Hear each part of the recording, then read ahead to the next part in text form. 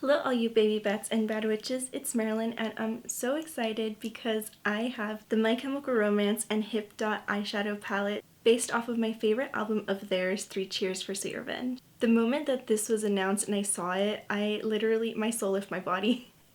I have never been more excited for a palette in my life, and I know that the first round of packages of this order went out back in January and I received this back then, but for other people that got the whole box collection, it's coming back out in March, or all of their packages will be coming. So I really wanted to take my time with this one. I sketched out and used all the colors in this palette to create 3 looks.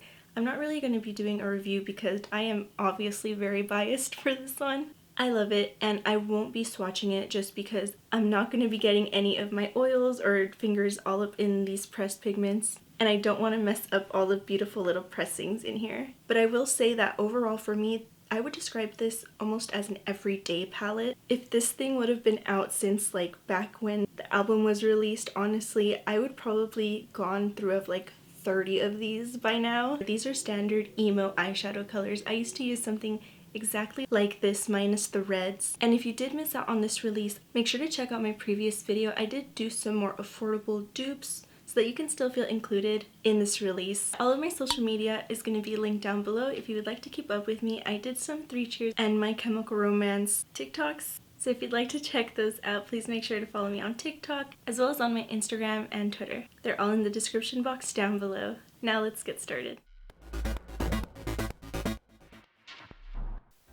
These shadows don't need any help when it comes to pigmentation, but to enhance the longevity, I like to apply my base and then set it with a translucent powder. I have very naturally oily skin, so I'm applying this in any of my creases.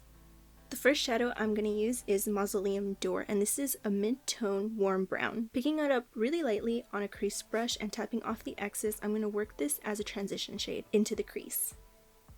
Since these shadows are pressed pigments, I'm being really careful with the amount of product that I use. With this kind of formula, I like to slowly build up my color. I'm placing the brush directly into my eye socket and creating circular motions.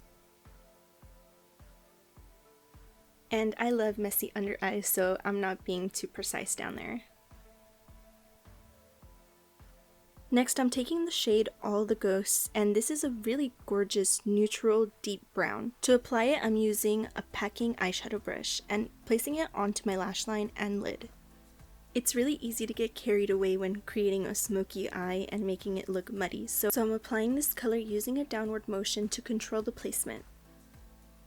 You can tell how I was working in like really small sections, but once they're all lined up and even, I'm taking that first brush from the lighter brown and running it over all of my edges. I didn't add any additional product, and all I'm doing is going in small windshield wiper motions, and you can see how easily it blends out. I know a lot of people have been having issues blending out this formula just because it is so intense. It's about the amount of product that you use. So as long as you use sheer layers like this, it should be fairly easy to blend out. And to complete the smoky eye, I'm going in with the black shade called Serpent Sun. Even though this is a really smoky look, I'm trying to keep it kind of light-handed, so I'm just going to be applying this all around the edges of my lash line, from the bottom and on the top. Next, we're getting stabby. I'm using an old eyeliner brush from one of my favorite liquid liners. I would really recommend holding on to them because you never know when they'll come in handy. I'll be layering these 3 colors from lightest to dark to create a really dimensional laceration liner. Usually when I do this technique, I have to wet my brush, but these colors are just so pigmented it doesn't need to. If you're gonna wear this look to like a club or even to a My Chemical Romance concert, oh my god, if anyone recreates these to go to the shows, please tag me because I'm going to, and I don't know what look I want to wear myself. But anyways, if you're going to the concert, I would probably wet my brush just so that it comes out a lot brighter and you can still see it like outlined in the dark. For today, I'm not trying to make it look really dramatic. I mostly want it to look realistic, so having this more dry application makes it look translucent, like real veins, in a creepy but still hot way. I'm a My Chemical Romance fan. I love a dead girl glam. I hope you can tell from my application that I'm letting the brush be my guide and pointing it downwards under my eye, and with the light pressure just dragging it down sporadically. What makes this look is the really light pressure and the layering of all of the different colors, so just have fun with it.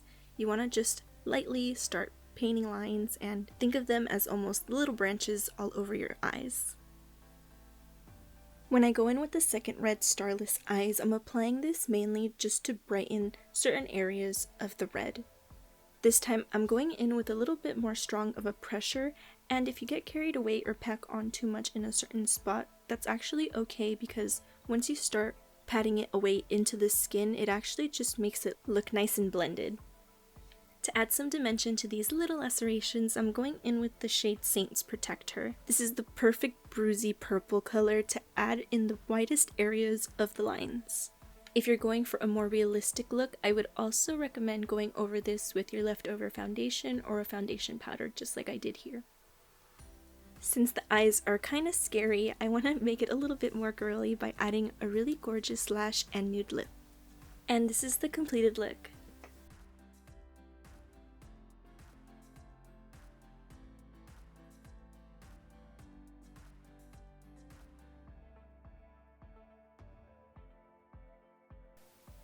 This is me wondering what Helena would be like if it was made today, and this is basically the emo girl version of a modern day her. I'm starting off using the same base and of course red eyeshadow, picking up the brightest one, Pitchfork Red, and placing that directly into the crease using a large eyeshadow brush. If you were coming here to look for a more traditional take on the Helena makeup from the music video, I actually already did that, so make sure to check out my version of it. I'll make sure to link it in the description and also up in the card. This version is going to be very extra, so I'm making sure to really blend this thoroughly, and I'm mainly using this first color as a transition shade.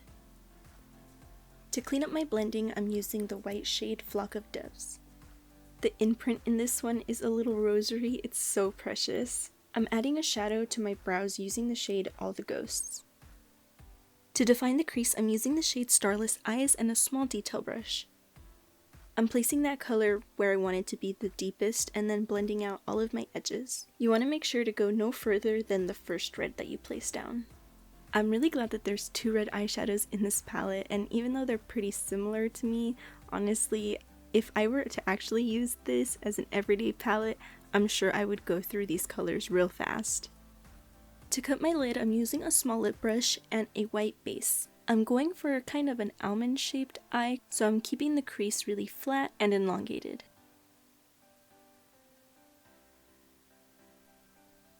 To set that, I'm using the shade Shotgun Sinners, which is a gorgeous gray, and I just want to appreciate the pan in this. It's so intricate. I'm using a small eyeshadow brush to try to not disturb the press, but I'm going to be placing this in a sort of halo eye shape, so just along the edges of my eyes. I also switched over to a smaller brush to get all the way up to the edge of that cut crease.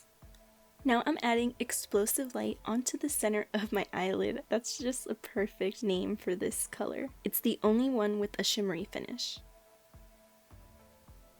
Now I'm just going to do some downturned spiky eyeliner and my mascara, and while you watch me do this, I just wanted to say that I think all the discourse of like emo and e-girls against each other is old. We need to just put that to rest, because I know a lot of us back in the day did not like being shut down by the older generations, and specifically like goth people. Since this journey of being emo as a younger kid helped me discover that I was really into the gothic subculture, I think we need to just let the kids figure themselves out and just really appreciate that our music and nostalgia for this stuff isn't dead, and we could all celebrate it together.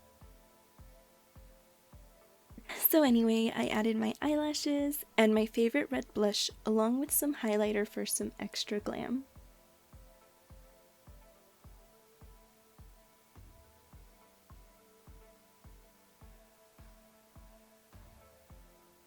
And for lips, I'm going to be doing a gray color to match my lid.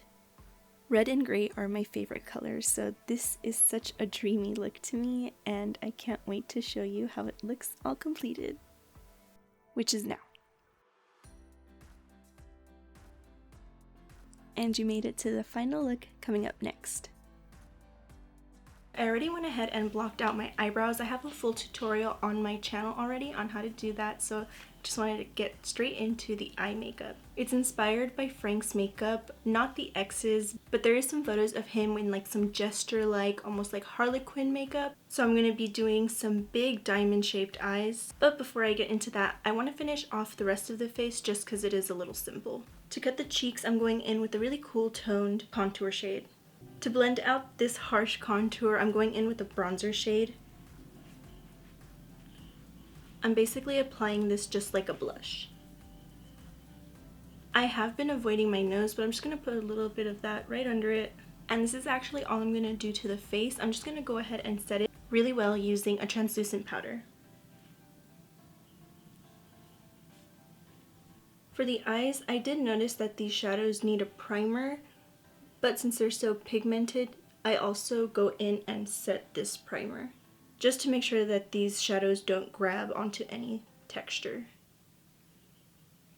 For this eye, I'll be using a lot of color, and I'm going to be creating a gradient from red to black. So I'm first starting out with the shade Pitchfork Red, then working into the shades Starless Eyes and Saint's Protector.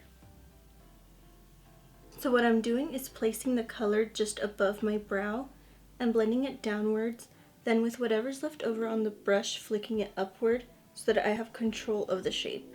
From here, I'm going to start working the shape going outwards with some deeper shades. I am going to go through and blend it out after I set down all the colors, so I'm basically just mapping out the shape. I wish I would have been able to see my chem during the Revenge era, but I was probably like 8 or something. I did get to go to one of their last shows when they were touring Danger Days, but I will never forget the trauma from trying to get some tickets to the return show. It was a nightmare. I just wonder like what all the concert industry is going to be like after this, because I remember everyone tweeting out to Ticketmaster and all of these places when the tickets were on sale about how angry the process was making them and how just like unfair it is. But anyways, during the time of the show, I was in the hospital with my sister, so I mean I couldn't have gone anyways. We watched it together. There was a lot of stress involved with trying to figure out how to stream it, so I'm glad I got to experience them at least once before all of this chaos. I'm going to be using Saint's Protector almost like a liner and create a pointed flat wing.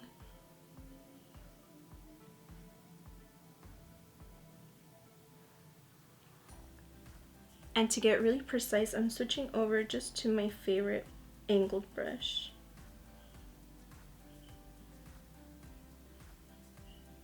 I really love this color. Some article really confused me because I think they said this is a navy color, but it's definitely a purple. And for the under eyes, I'll be applying Serpent Sun.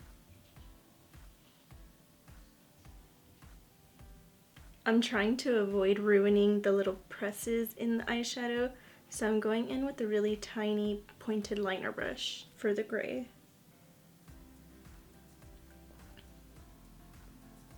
I went kind of crazy on the under eyes, so I'm going in also with my face powder. This is going to help take it back and just really soften the edge. So I'm working my face powder into the color. And it's just because they're really pigmented.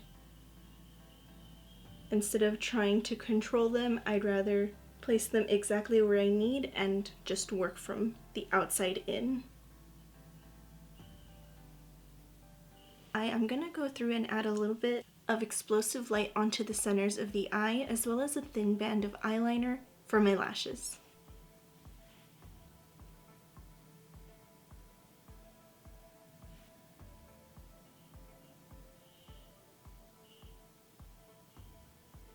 I took down my hair and applied my lashes. So the bottom ones I made out of some old pieces off of a 301 lash. So this is the end of one of these eyelashes. And this is 3 pairs of eyelashes. I have 2 301s and a 101 lash as a base. These are like my small drag eyelashes. And I love the way that they fit this makeup. And to finalize this emo-inspired makeup, I'm gonna do a concealer lip. But before I block out my lips, I'm gonna line them with a dark brown lip liner and lining just outside of them to create almost a shadow to give these paled out lips a border. I swear I actually thought this was a lipstick when I was younger, and I would just apply it straight up out of the tube like this. I didn't know what concealer was. I just saw that pale shade and I was like, oh, that's the color I need. I'm gonna blend it out the tiniest bit more just using a lip brush.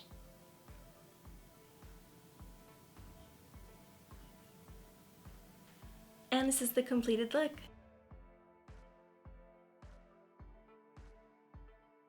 Thank you so much for watching my 3 looks 1 palette using the 3 Cheers palette by My Chemical Romance and Hipdot. If you like this video, please make sure to subscribe to my channel and leave a thumbs up down below. For a closer look at all of my makeup looks, you can follow me on Instagram, Twitter, and TikTok at MarilynMugBeat. I'll see you next time. Bye!